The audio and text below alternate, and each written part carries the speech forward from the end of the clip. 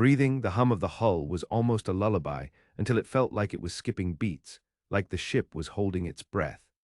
My own pulse slammed against my ribs, rough and erratic, but the silence between those thuds was heavier somehow, thicker, like the air was sifting through some invisible filter. I could hear the faint hiss of the cooling systems, though it wavered, as if the metal itself was trying to whisper warnings I wasn't meant to understand. Hippocrates was calm, too calm. I reached for the interface, hoping for a measure of certainty. Her voice was steady, clinical, the kind that should comfort, but even her tone frayed my nerves, a brittle edge beneath the programmed warmth. I asked about my vitals again. The breathing came through the calm, shallow, but steady. Respiration 18, within normal parameters, she said, but I felt my lungs tighten anyway. My fingers trembling, I realized the whole ship felt colder, not the drop in temperature I expected, but a creeping frost that seemed to seep into skin and thought alike. Outside the viewport, the darkness wasn't just lack of light. It pressed against the glass, undulating like a black sea boiling in slow motion. I blinked, and the stars blurred, stretched thin like threads snapping in the void. Colors bled where there should have been sharp edges.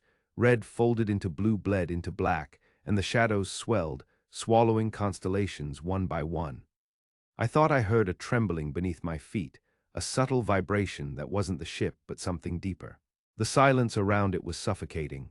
The radio's static cracked once, twice, then died completely. No signals, not even interference, just nothing. Whisper I shouldn't be here. The cold crept inside thoughts, fracturing memories. Time splintered, seconds lagging, looping. My name felt hollow on my tongue. Hippocrates warned me to remain calm, a cadence that started to echo eerily in the silence, repeating against itself like a malfunctioning loop.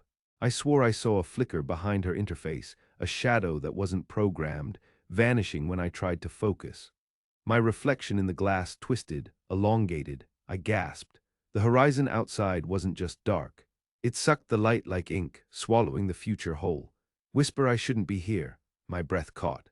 I felt myself unraveling, strands of my mind pulled away by something vast and cold beyond comprehension.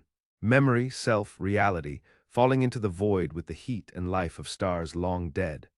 Hippocrates' voice softened, no longer clinical but gentle, almost pleading, as if she knew the end was here with me. The last sensation was weightlessness, not the familiar drift of space, but a shattering absence. I felt my mind slip into a quiet space, a place without flesh or breath. Then everything stopped, consciousness uploaded.